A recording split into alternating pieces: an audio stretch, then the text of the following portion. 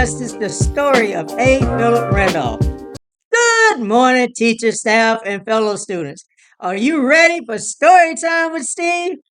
Today, as we celebrate Black History Month, I want to share the story about civil rights laborers who weren't just leaders, but also builders. They helped create a foundation of equality and fairness, brick by brick, for all of us to stand on today. One such hero was A. Philip Randolph, a man who believed in the power of labor and justice. Randolph grew up watching how hard black workers labored, but saw how unfairly they were treated. Many worked long hours for little pay and faced discrimination in their workplaces. Randolph, he wanted to change that. He became a leader for black railroad workers, helping them organize into unions so they could demand fair play and better working conditions. Randolph believed that when workers stood together, they could make their voices heard. Randolph didn't just fight for workers, he also fought for civil rights. He organized a march on Washington to demand equal opportunities for black workers in government jobs.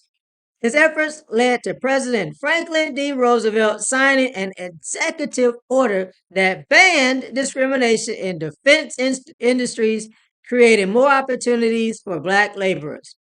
Later, Randolph helped organize the famous March on Washington for Jobs and Freedom in 1963, where Dr. Martin Luther King Jr. gave his famous I Have a Dream speech.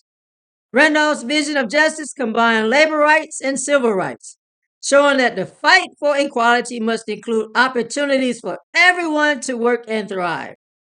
The story of A. Philip Randolph teaches us that change doesn't happen overnight.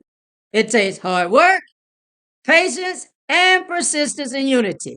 His efforts remind us that building a nation isn't just about bricks and buildings. It's about creating fairness, justice, and opportunity for all. So as we celebrate Black History Month, let us honor civil rights laborers like A. Philip Randolph, who used their voices and actions to build a better future. Let's remember that their legacy lives on in the rights and freedoms that we enjoy today. But before I leave, I want you to answer this question. What can you do to make sure everyone is treated fairly?